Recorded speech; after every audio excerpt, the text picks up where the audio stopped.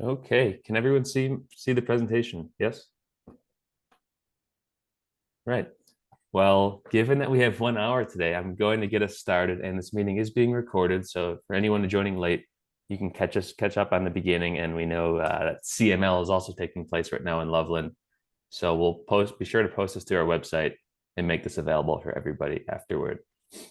Well, I want to thank you all for being here. This is our second installment of the Housing Strategies Peer Exchange series, and we're very excited to get this going. We've seen a lot of interest in this series. And again, since we have an hour, I'll briefly introduce myself and today's speakers before handing it off to Shirley to kick us off. So, for those of you who do not know me, my name is Mitch Hendrick, and I am a housing and land use planning manager here at DOLA in the Division of Local Government. And I'm joined today by Lisa LaRanger of the Strong Communities Grant Program. And just a little bit of background on the series itself is that it was started just a few months ago, and we had our first meeting last month in response to many grantee communities asking us for more information on successful affordable housing programs and policies around the state, following the implementation of a few grant programs you might be familiar with, including 1271, Strong Communities, and the Local Planning Capacity Grant Program. Each month, we're going to be featuring new topics and new speakers, and we'd love your help in determining what those new topics will be. Say after September, we've got next 2 months lined up, but in the fall, we'll keep taking suggestions, comments, as well as potential speakers. So if any of you feel like you'd be a great speaker for a certain topic, let us know. We'd love to get that moving forward. Today's topic, if you were not informed previously, is on housing authorities. And we've got 4 great speakers lined up with years of experience around the state, growing, sustaining, and supporting local and regional housing authorities. And we're hoping to reserve time at the end of this for questions so that we can allow each of our speakers to have enough time to get through their portions. But if you have questions, add them in the chat and we can keep monitoring them. And if possible, our speakers may be able to answer them as we go. Today's speakers are Shirley Diaz of the Division of Housing, Jessica Moffett of the Estes Park Housing Authority, Megan Scallon from the Eagle County Housing and Development Authority, and Michael Yerman of My Rural Planner. So with that, Shirley, I'm going to kick it off to you. Great, thank you. Welcome, everyone. And I'm going to be talking about regional housing authorities or multi-jurisdictional housing authorities. I'm going to give you a couple of examples. And then I also am sharing right now in the chat, there is the link to our local government toolkit on the DOH DOLA/DOH website. And on that link, it talks about how housing authorities are created.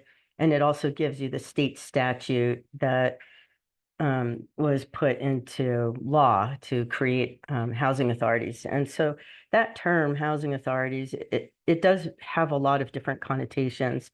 And that's why I wanted to say my focus is going to be kind of multi-jurisdictional housing authorities and some of the ways that they are set up and the different things that they can do in general at that website. To just give you a little bit of information, housing authorities can do a couple things that local governments can't do, and primarily because of Tabor. Housing authorities can apply for loans. They can acquire property and operate them. They also can borrow money with terms, and local governments cannot do that because of Tabor. So some of the other powers that they have are to do development. They can also assume projects that a local government might have undertaken. They can lease buildings as well for many different purposes. They can sell and transfer property. And they also provide a tax exemption for property taxes through special limited partnerships. And I believe Michael is going to talk about that a little bit later, Michael Yerman, when he speaks. And so that link is really good for finding out that information on kind of how the housing authorities can come into play. And so the first one I'm going to talk about is Telluride, the San Miguel Regional Housing Authority in Telluride. I was the executive director there for about 15 and a half years. And that housing authority was established back in the late 90s. 1999, I believe, is when it was first executed, the agreement to put it into place. And it was started with two of the three local jurisdictions up there, and that was the town of Telluride and San Miguel County. So they formed that and operated. And the primary focus of that housing authority is really administration of deed restrictions. It does not do development. It does not, it's not responsible for leasing. So Telluride has a bunch of rental properties and they do their own management of their and all of them are deed restricted. They do their own management of the deed restricted because they also have a Telluride Housing Authority. So move forward to from like 99 until 2006. That is when I came on board. And I came on in October, and as of January 1, Mountain Village was going to join the Regional Housing Authority as a paying partner. So my job was to propose a budget, get that approved by the three jurisdictions. And what happened as of 2006 then was a three-way split minus some funding for the Section 8 program slash housing choice voucher program is what it's known as now. And our job was to really do compliance for the deed restriction programs. There were over 1,100 different units between some of them are rental and some were and then a bunch were home ownership. We were doing compliance on both. So we didn't lease them. We qualified people to live in them, but we didn't determine who the occupants were going to be. We determined whether they were qualified or not. So it's a very unique multi-jurisdictional housing authority because we were pretty much fully funded by the three jurisdictions minus that money from the state.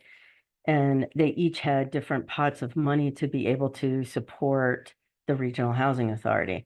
And then we ran lotteries for them. We did guideline reviews.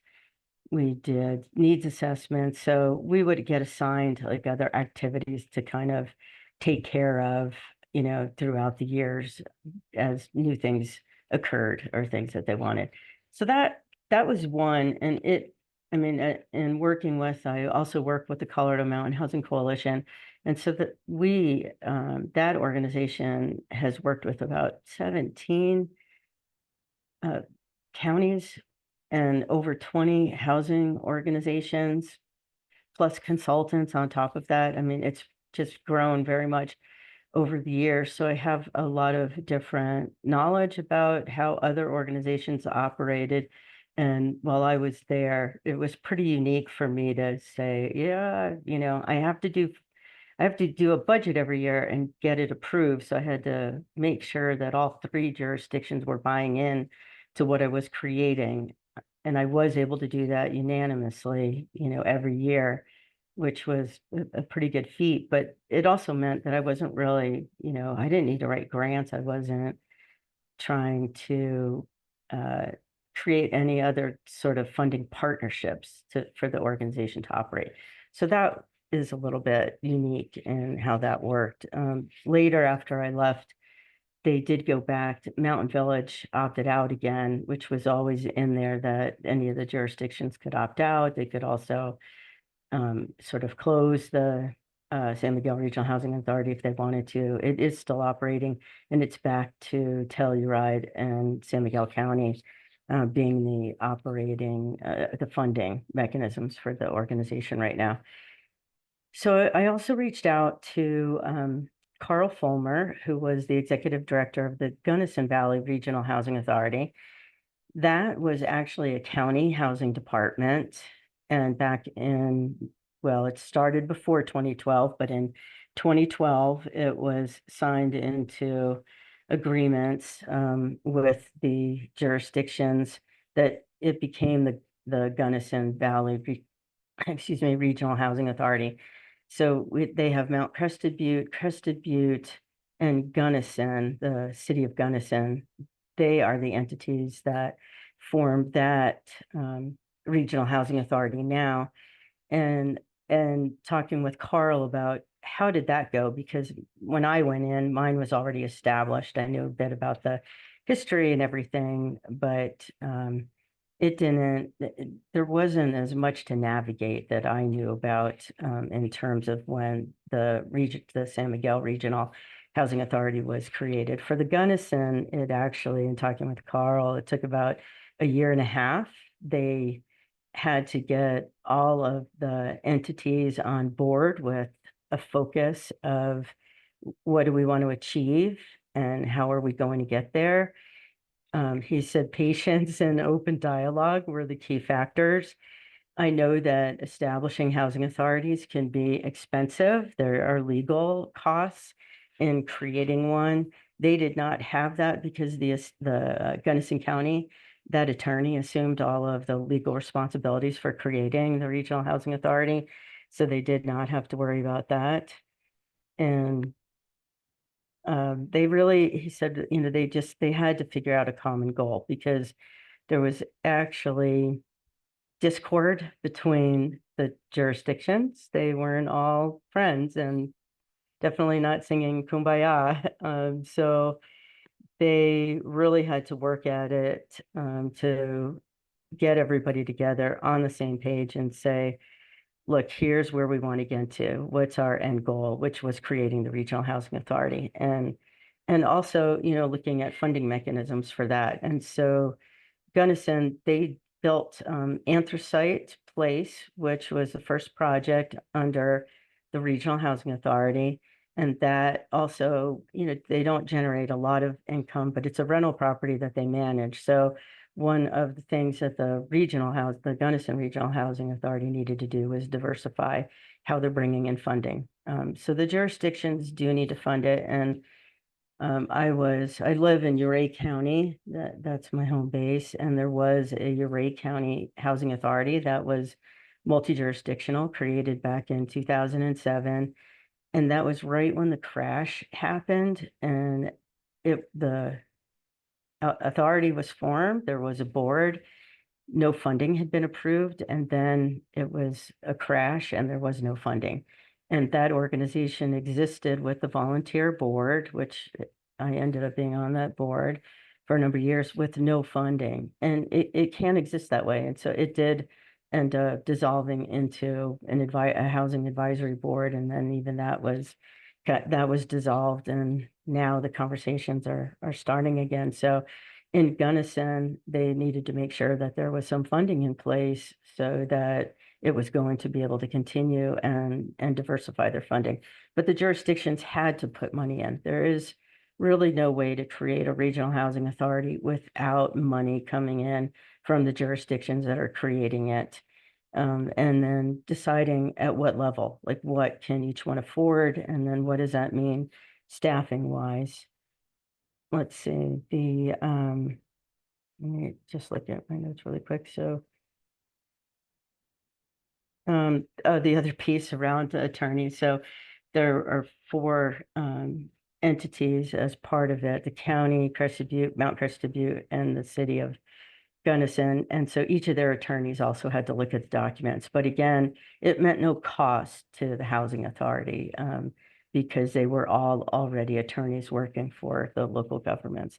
So that's another piece. Then the next one that I wanted to talk about is the Regional Housing Authority of the Regional Housing Alliance of La Plata County. That was formed in 2004. In 2006, they hired Jennifer Lopez, which many people in the housing industry know her. She's done many things.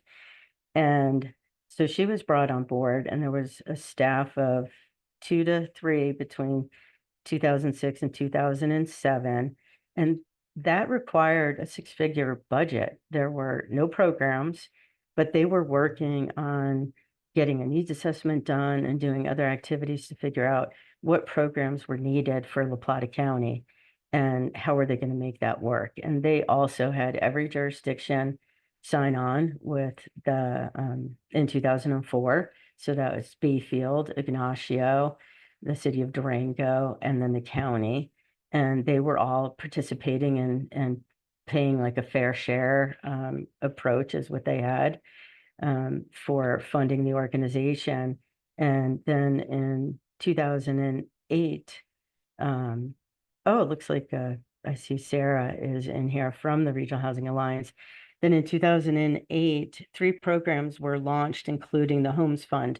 And the Homes Fund became a separate entity that is actually a CDFI now.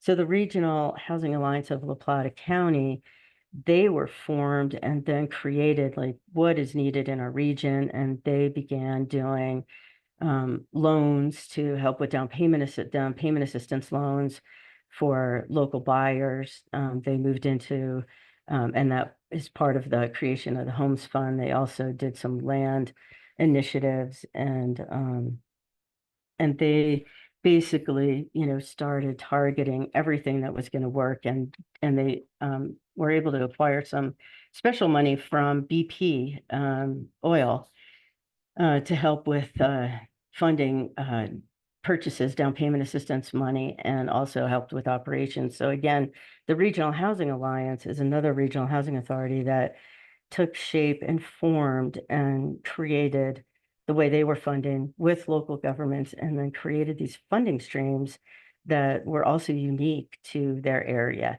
But they did, my understanding from Jen Lopez was that they did have a cost to creating the Regional Housing Authority back in when it was done. That was something that ended up having some legal ramifications in the creation of everything. So again, funding, you have to have that or it will disappear. And so that's got to be an upfront initiative that you're looking at in creating a regional housing authority that's a multi-jurisdictional housing authority, getting on the same page, creating the common goals. How is each entity going to contribute? And then what do staff need to do going forward to keep it thriving? Because if it isn't fully funded the way SMRHA was, then how is it going to continue?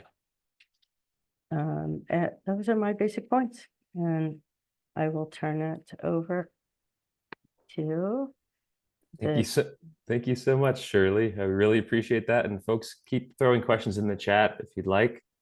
At this point, we'll pass it off to Jessica Moffett of the Estes Park Housing Authority. All right. Thank you, Shirley. That was wonderful.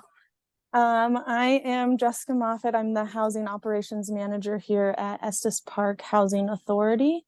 And the things that I was gonna cover is just kind of how we were formed, how we started, and Shirley touched on quite a few bullet points of what a housing authority gives us, the abilities with loans and leases, and we can purchase property, we can sell property, those tax exempts, those things. So we started back in 1996 with the town of Estes Park.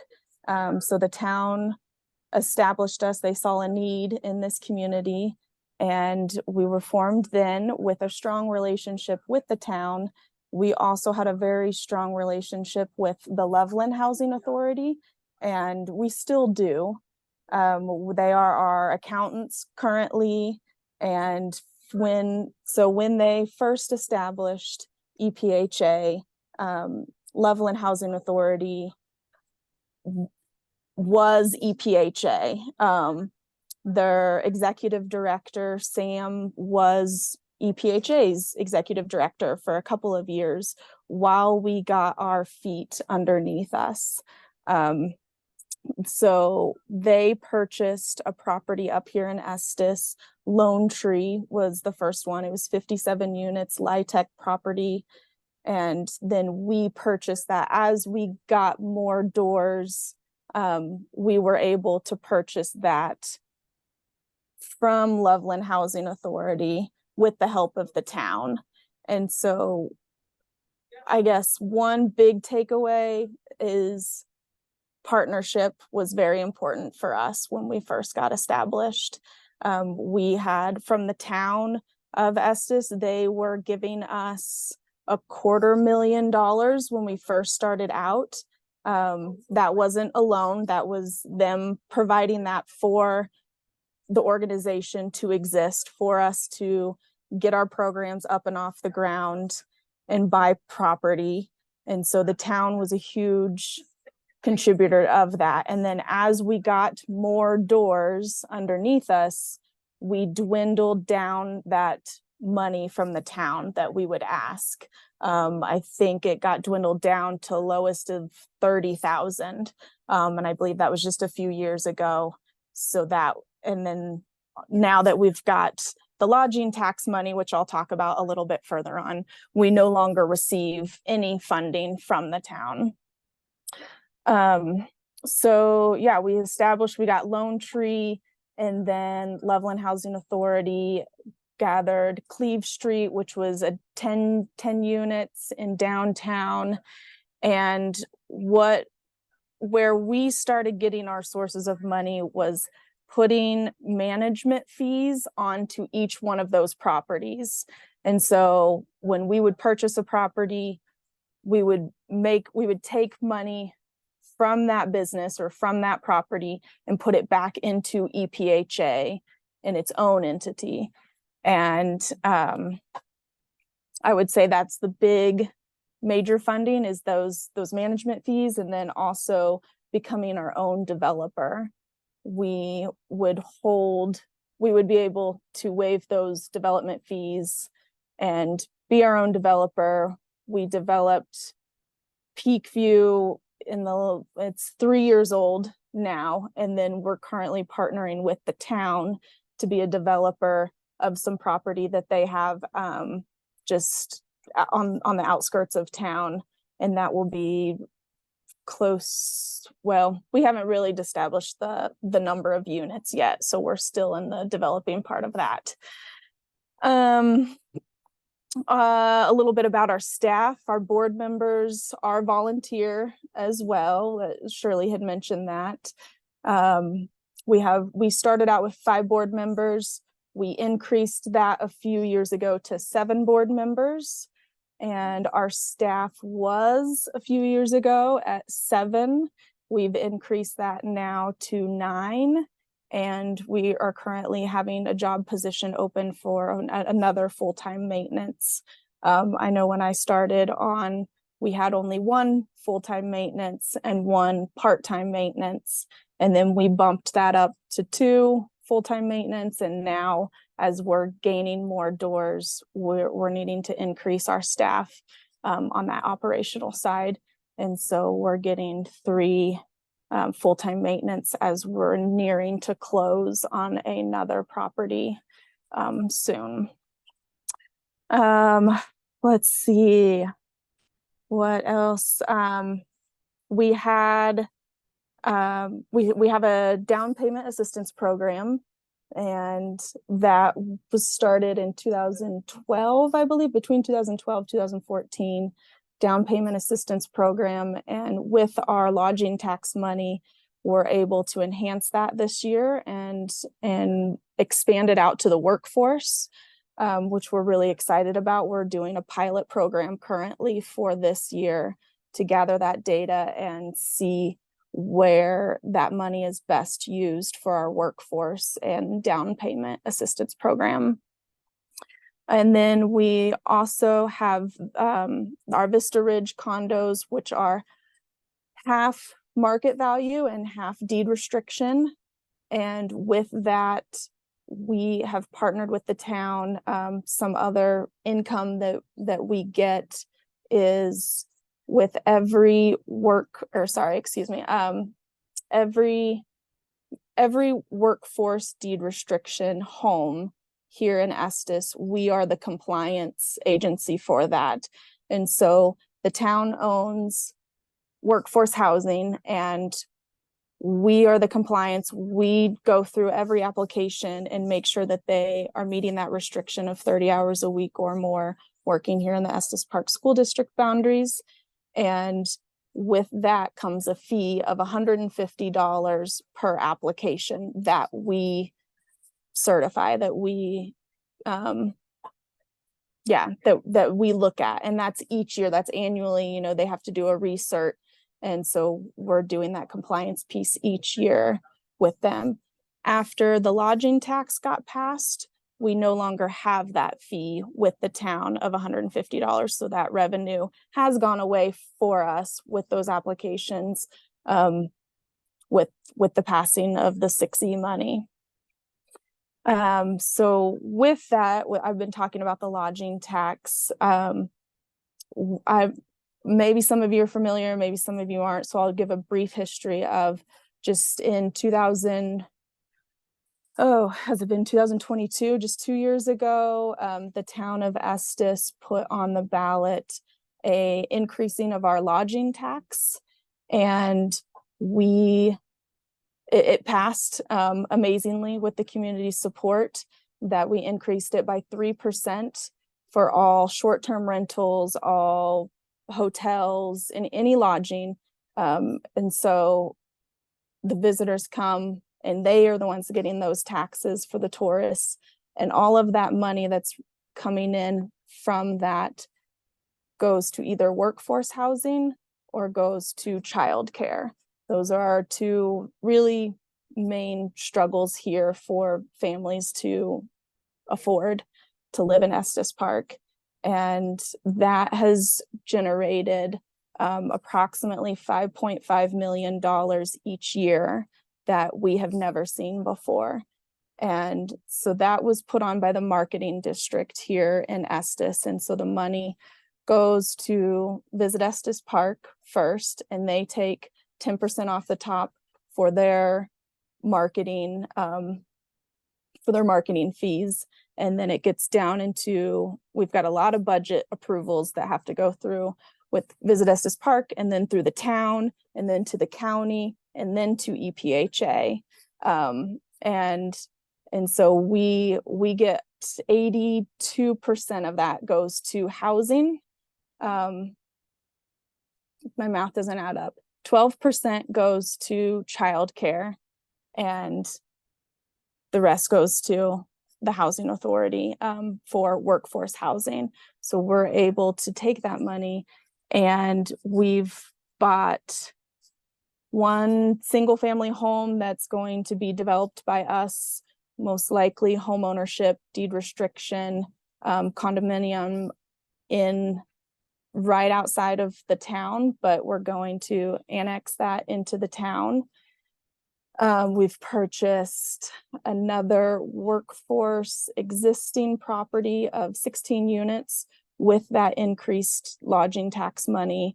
That was really a community preservation reserve, because if somebody else would have purchased that property up, then the deed restriction was due to expire, and I believe between like 15 years or so. And with us owning it now, it's going to extend for years and years and years out. And there were only restricted 8 units on that property, and we'll do 16 restricted, all full restricted units as people move in.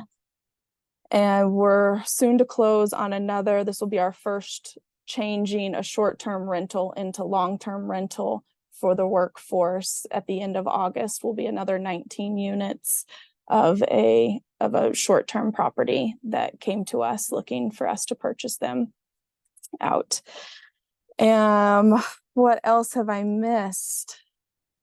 I think the highlights are really the partnerships that we had with the town and with Loveland Housing Authority starting out to get our feet underneath us. And then as we got more units online and had those management fees come back into the EPHA bucket, then we were able to stand on our own 2 feet without the town or without Loveland Housing Authority.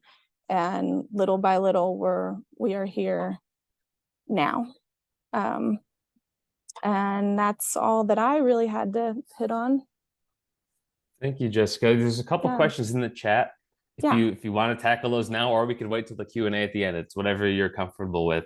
And to keep us moving along, we'll pass it off to Megan Scallon of the Eagle County Housing and Development Authority. Hi, good morning, everyone.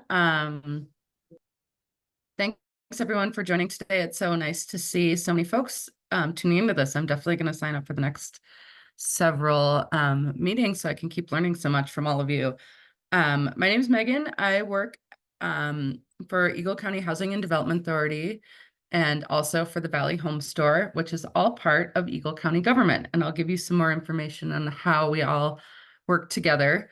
I've been here about 3.5 years, and part of my job, I'm actually a licensed real estate broker, and I am the lead broker for sales on Eagle County Housing and Development Authority deed restricted homes.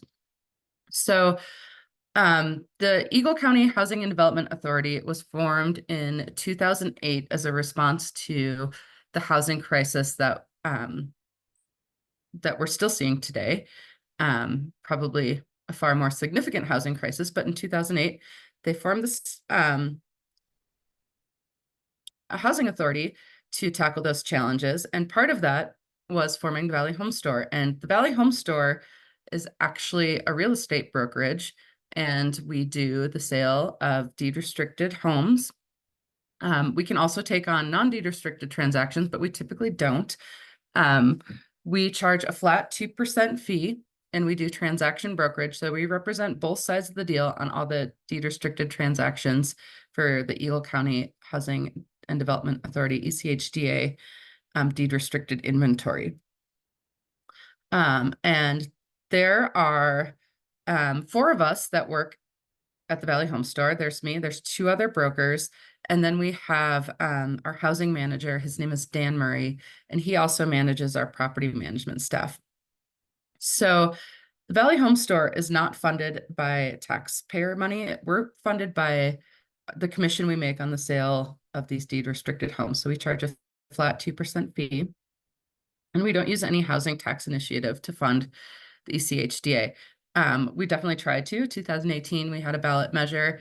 It did not pass. I think from what I wasn't working at Housing Authority then, but from what I understand, it didn't pass because it was sort of hastily put together. And the next time we have something on the ballot, I think we would want to be a little bit more prepared and more thoughtful about how we present it. And another kind of very unique challenge we have here in Eagle County is that we have our kind of Eagle County that stretches from Eastvale to Dotsero. And then we also have a little pocket of Eagle County that's over in the Roaring Fork Valley in Basalt. So trying to get everyone to kind of line up on what's best for the county can be difficult because there are different needs and challenges based on where you are in the county. So the way our staffing is set up is there's the 4 of us at the Valley Home Store. We have our executive director, Kim Williams, and we also have a property management arm of Eagle County Housing and Development Authority. So there are 3 property managers. We have Olivia. She is the property manager at Riverview, which is our Section 8 building. And then we have Brenda, who has been with the Housing Authority, I think like 15 years. She's incredibly knowledgeable. She used to be over at Riverview, so she has a ton of knowledge around Section 8, and has worked with HUD extensively. And she is now managing our newest buildings, which are partnerships with Colorado Mountain College. We have 72 units in Edwards, kind of right down the street from our offices in Miller Ranch. And then there's another building to come there. And then she also manages 2 new buildings called Miller Flats that are a partnership with the school district. So those units are reserved for teachers and administrators and staff for Eagle County School District. An interesting fact about the CMC buildings and the Eagle County School District buildings, the Eagle County School District had something like 150 applicants in 45 minutes. and the CMC building had a wait list after like an hour. There's such a need here that they filled up incredibly quickly. And then we have 3 maintenance techs, one for kind of the Avon area, one for Mid Valley, Edwards area, and one for Down Valley, Gypsum and Eagle. Down in Gypsum and Eagle, the Housing Authority has 2 senior living communities, Seniors on Broadway and Golden Eagle. And then the biggest project here is one you've probably heard of. Miller Ranch is a deed restricted community. There are 282 units there, and those are all deed restricted ownership homes. Everything from 2-bedroom condos to single family homes. And at the Valley Home Store, we handle all the resales for that community. And then we also are funded by our intergovernmental agreements we have with other municipalities. Town of Vale does their own thing for housing currently. We used to have an IGA with them, but they have kind of decided to do their own thing, although they do have a new housing director, and we're hoping to reestablish that relationship and work together with them because they have a lot of cool stuff going on in Town of Vale. If you want to have a look, they are launching the sale of Timber Ridge currently, and those are full ownership, deed restricted homes that can also be rentals. And then we have intergovernmental agreements with Town of Avon, Town of Eagle, Town of Minturn, and those municipalities pay us a service fee for our services. So we handle compliance for them. We handle resales potentially, and we also handle applications that come with a fee, $150 to $250. So we process applications for people applying for deed restricted homes in those locations. And then a big part of our job now, beyond just the resales of deed restricted homes, is our programming. So in 2021, in response to our escalating housing crisis following pandemic related challenging, we launched an initiative called Bold Housing Moves. The county commissioners tasked us to come up with some potential solutions to the housing crisis. We did some brainstorming. We came up with a number of ideas. We thought maybe they'd accept a couple of them and give us, maybe $2 million to launch them. But they loved everything we presented, and they gave us $10 million, and we were able to launch our Bold Housing Moves initiative. So when I talk to people from other housing authorities or municipalities in their housing department, like how we've been able to launch these programs and how we've seen so much success, I'm very candid in that we had a lot of trust and backing from our Board of County Commissioners and a whole lot of money to put towards these programs. Another thing we always like to say that, you can't solve these problems just by throwing money at it, but I will assure you it helps a whole lot. So some of the programs that we were able to launch, we have been running a down payment assistance program since 1998. There's been something like over $7 million in loans given out to 700 families and individuals to help them purchase their home. And we partner with the Impact Development Fund to service these loans. I'm sure a lot of you are familiar with them. They are wonderful. They're so knowledgeable and helpful. And I really have enjoyed working with them. But in response to Bold Housing Moves, we were able to increase the amount that each borrower could receive. Prior to that initiative, each buyer received a maximum amount of down payment assistance of $15,000. And that just wasn't making a dent, as we've seen housing prices increase substantially over the past several years. So with the increased funding from the Board of County Commissioners, we were able to increase that to 5% of the purchase price with an $850,000 max purchase price. So I've lost my math skills here. So I think borrowers are able to get up to $42,500. I think that's the max. If you do 5% of 850, if you have someone with a calculator handy or math whiz, please feel free to share in the chat. Another program we were able to launch that has been incredibly successful that I really love is our Good Deeds program. And that's a buy down program. There are many different buy down programs available in the state, and we modeled ours off of best practices we learned from some of those. So our buy down program, if you're not familiar with buy downs are when we can offer a cash incentive or a cash contribution at closing in exchange for adding a deed restriction to an open market real estate purchase. Our goal for this was to create additional deed restricted stock without having to take on the burden of construction and the costs associated with new construction. Additionally, much like other mountain communities, we have very limited land available. We live in a narrow little valley, and a lot of our land is BLM protected, which is great, but it does kind of limit where we can create new developments. So our Good Deeds program has two options. The first one is a 15% cash contribution in exchange for adding a price cap deed restriction. And the second one is a 5% cash contribution in exchange for adding a resident occupied deed restriction. So both options have a max purchase price of $850,000 currently. I suspect we will raise that hopefully this summer as we just see housing prices creep further and further up to somewhere in the $1.2 million range. So with the resident occupied deed restriction, the 5% option, it adds the resident occupied deed restriction, which requires the borrower, the homeowner, to be the sole and to use the residence as their sole and primary residence. They can't own any other real estate anywhere in the world. Additionally, when they sell it, they have to make sure they sell it to an eligible household, meaning someone who lives and works full-time in Eagle County.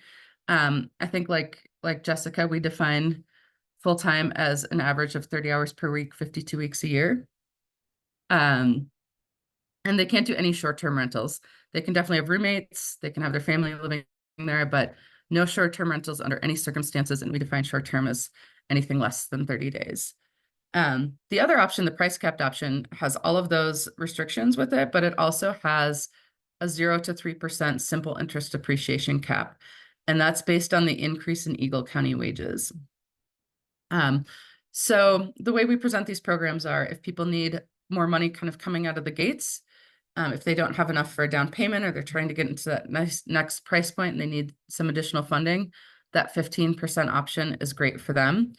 But maybe if they've recently sold a home or have some money saved up for a down payment, the 5% option is great because it still gives them the opportunity to gain unlimited equity in their home purchase, but does give them some help to buy.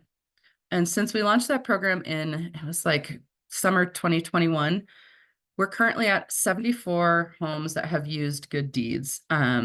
It's been incredibly successful, and it's a really exciting program to work on. Another program that's pretty similar that I from what Jessica said and others use a similar program. We call it Locals First. And that's where the county can step in and buy a house cash and then turn around and sell it to a local at a lower price with a deed restriction attached. This program was conceptualized, summer 2021, when we were having all those mountain migration folks coming in and buying our homes cash and outbidding our locals with these big cash offers that were over asking, and our local community just couldn't compete. So instead of having them go into a bidding war and getting outbid, the county could step in, buy the home cash, turn around and sell it to the local qualified eligible household at a lower price with the deed restriction attached. It's another program that's been very successful, really exciting to work with. We're not seeing so much of the big cash offers coming in now. The real estate market's calmed down a little bit. It's still pretty crazy and the prices are still really high, but we're not seeing the big cash offers, with $50,000 over asking price as much.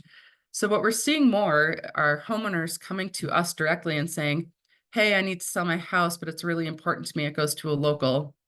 Do you, Eagle County Housing and Development Authority, want to buy it? We buy the home cash and then we turn around and sell it with a deed restriction. And then in addition to those programs, to help our renters out, we launched a program called Rental Funds, really innovative naming convention there for rental funds. And this program allows us to help renters out with their first and last month's rent when they're going into a new lease. So the county will pay the first and last month's rent. The renter is responsible for the security deposit, and then based on their income determines how much of that they have to pay back. If they're over 120% of AMI, they need to pay the whole amount back, but they can do it over 11 months on a payment plan. If they're under 120%, we give them the first month as a grant. So they only have to pay back the last month, and they can do it over 11 months on a payment plan. Again, that's really helpful for folks when they're coming into the Valley, because I know I would have a really hard time writing a $9,000 check for a new rental. That's a huge burden on folks. Additionally, it's been a great recruitment tool for our local businesses. If they're recruiting someone to come work from out of area, they refer them to us. If they have an offer letter, they qualify. So when they sign a new lease and come up here, we can help them get into that lease. Currently, it's only available for new leases. We don't have like a rental relief fund that we're working with now. I'd love to see that sometime in the future.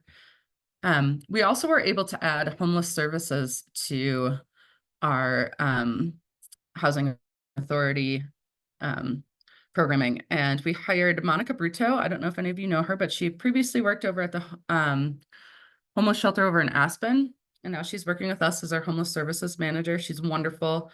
That position is largely grant funded, but I think she's had something like in less than 2 years, like 200 folks that she's working with. So homelessness is really hard to see in our mountain communities, but it's definitely there.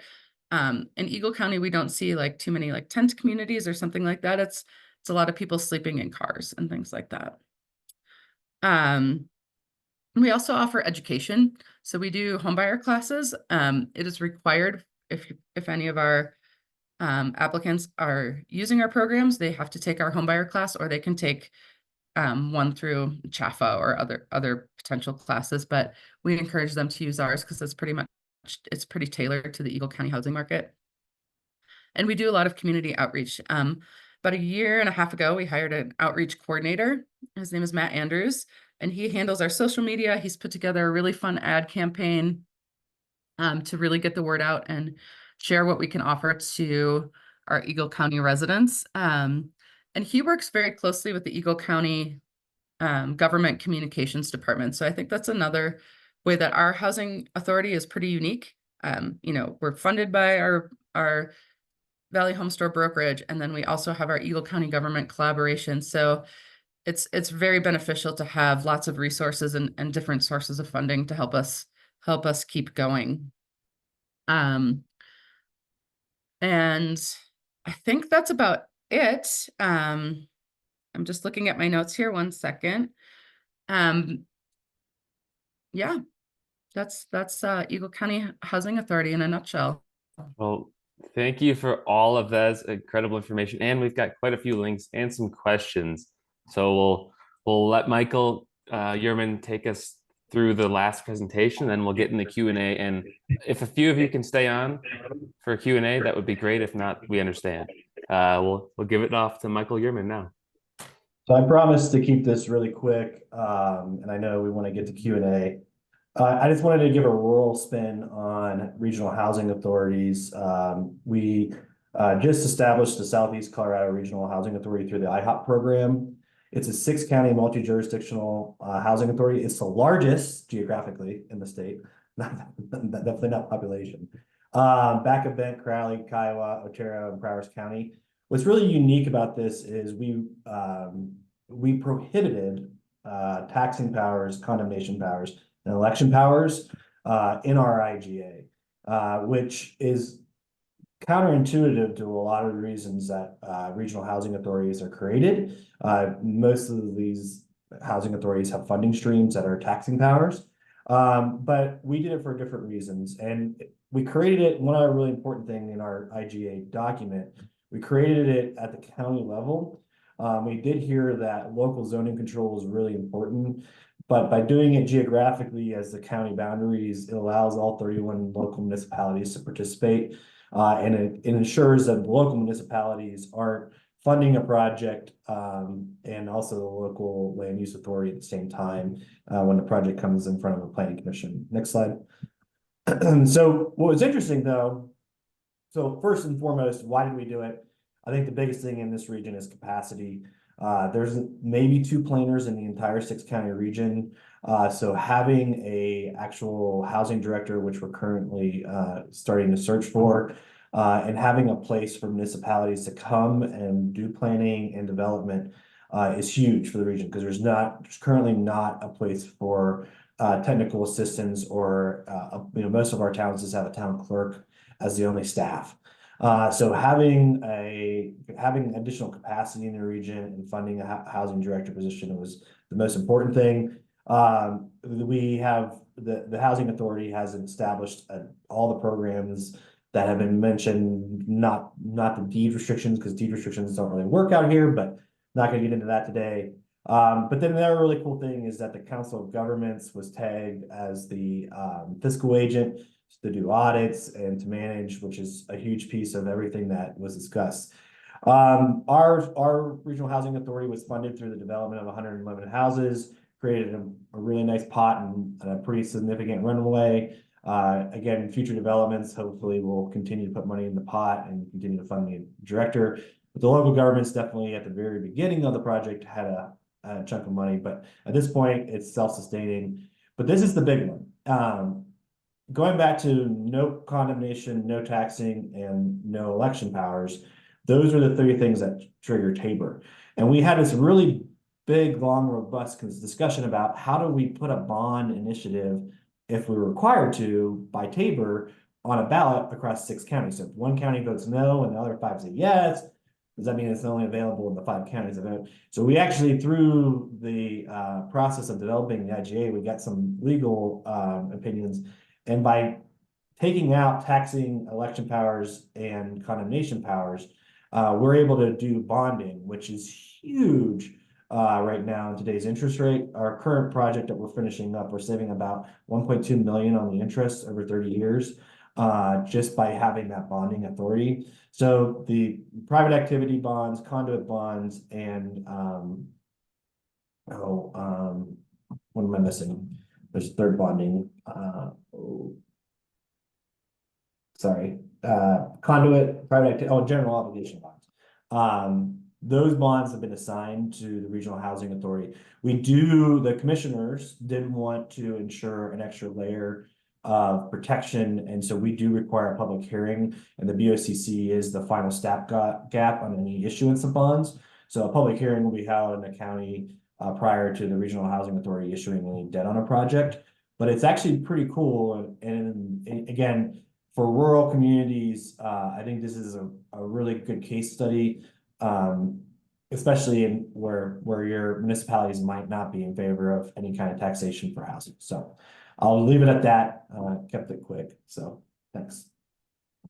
That you did. Well, we really appreciate it. And I think we'll leave your email along with everyone else's in the chat here so that you all have access, because I know this was quick and there's a ton of information, but we have a few minutes left if you'd like to ask some Q&A. So let's start at the top of the questions, and about 7 minutes. So the first question is from Eva Henson regarding challenges found in mixed income developments that have set aside below market units and managing both of them. And her point was, it sounds like for the ones that the housing authority owns, you have also found a best practice to manage them in-house. Is that correct? For those, I think they may have been directed at Jessica originally. Yeah, the first part of that question, the challenges for mixed income, we haven't gotten there yet. Actually, all of our properties are 100% LIHTC, and then those that we just own outright, we treat them as LIHTC as well. So we're just consistent with all of our properties, unless it's workforce. But we are the development that we're partnering with the town currently right now. There is talk of mixed income, so we shall see what those challenges will be. And the second part is, yes, I think best practice we've found, we've always just managed in-house all of our units, and those that we do workforce compliance for, where we have to reach out to those property managers. it is difficult. There are challenges with inconsistencies in their lease, or them not having their contact information for us to contact them and get those qualified as workforce. So yeah, it comes with a balance, but definitely in-home is what we prefer. Thanks, Jessica. Mhm. The next question is, how does your local municipality or county handle the housing authority fee exemption from the state, which says all impact fees are exempted? Do you utilize the exemption? It has not played a factor for us yet at this stage. Yeah. Do any of the other speakers have any comments on if that's impacted them at all? Because we didn't do some of those activities, you know, I didn't have experience with it firsthand with SMRHA. Okay.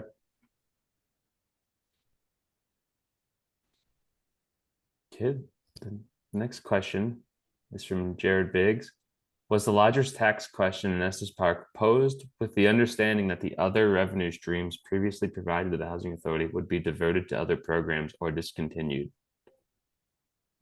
It wasn't a discussion, but it was the base funding was about when the lodging tax was made, it was dwindled down to like $20,000 to $50,000. So that was a very small amount compared to what was going to be coming in with the tax revenue. And so it wasn't part of the conversation, but it just frees up that funding that the town was giving us to be put elsewhere. But they didn't tell us directly where that money was going to be put elsewhere.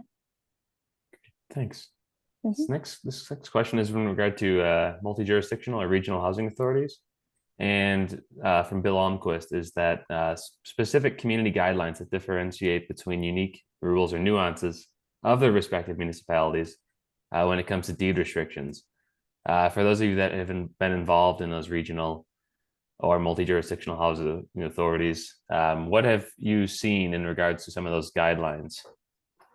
So I'll tackle it first in that typically the jurisdictions, while you have them agreeing on some common goals, they don't necessarily agree on housing guidelines. So I had 3 jurisdictions with multiple sets of guidelines in each of those jurisdictions. And like Telluride had, because their deed restricted program started back in the 80s, we had probably like 100 deed restrictions that we had to look at each one for each property for compliance purposes.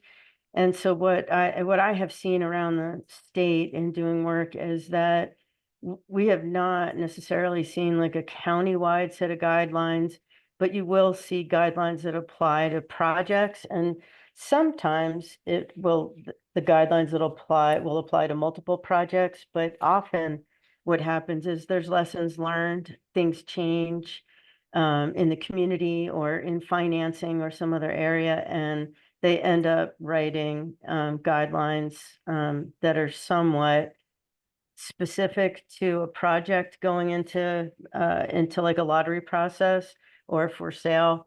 But I would say that also a lesson learned is that if they can write the guidelines where changes apply at time of sale, then that is helping those guidelines come into play on homes that were not subject to them earlier, but after a sale, they do become subject to them. So there are some mechanisms to kind of try to make that work better, but it's very difficult to get all the jurisdictions to accept one set of guidelines. That has been everybody's, all the housing authorities tend to have to deal with that are multi-jurisdictional. I would add, because of my experience with the Gunnison Valley Regional Housing Authority, where it was Crested Butte, not Crested Butte, City of Gunnison, we had the differing guidelines, etc. The only 2 things I suggest though to pay close attention to is that you shop your deed restriction and make sure local banks and they can go on the secondary market. And then the second one is ensuring that your guidelines and deed restrictions are adopted by reference, and not like can't be changed or amended, because they need to be flexible. The guidelines need to flex, deed restrictions don't. So just be real careful how you word that in your deed restriction, so that it, as may be amended in the future, is included in that. If it's referenced, if a guideline is referenced in your deed restriction, because those two things really got me in a lot of headaches with refis and stuff like that, trying to get applicants through. And we've got one more question. I know we're over time, so thank you all for staying on. Feel free to jump off if you have to leave. The question is, how many of the housing authorities have used the ability to redefine AMIs served? Does anyone want to take that one? I'll jump in. I know of many housing authorities, again, because sometimes their guidelines change with projects and what population it is that, again, through a study they've seen is in most need, that I've seen them raise their AMIs, like in Telluride, where they fund their projects. They've gone up to 180 to 200% AMI. So it is something that happens based on what the community need is. It tends to happen from my experience. Thank you. Does anyone have any other questions? There are still 34 of us here. So we've got we've got a question from Bill. If there is time, I'm curious to hear if any of the housing authorities are engaged with inclusionary housing requirements of a municipality or more on a unit by unit basis. We have inclusionary housing here in Salida that the housing authority administers. And we did lose Megan. She had to jump off, so we may not have as much right now. We can certainly pass that along.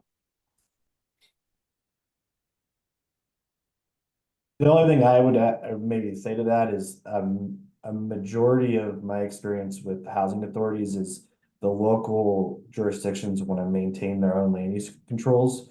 And so typically, actually, it's the opposite. Like, for instance, in the one the two I've worked on recently on IGAs, we actually drafted to keeping land use controls out of the hands of the regional housing authority. So I think that is an atypical approach, unfortunately, and from what I've seen. So I certainly would be interested to hear more about that moving forward. Any other questions? I know for those of you who are still here, we have another meeting on July 18th on incentive programs. And August 15th, we're tentatively hoping to hear from Casey McPherson, our colleague here in DLG, on the new land use and housing legislation. You know, there's a lot going on, and each of the bills impact certain parts of the state based on population, location, so on and so forth. So tune in if you're still unsure. And there should be some more sessions on that from our department in the meantime. And if there are any topics you'd like to learn about or like to speak about, throw something in the chat here or just email Lisa or I, and we can get that going. One more question from Jackie. Hi, Jackie. The question is, have any housing authorities recently pursued a de-Brucing ballot initiative?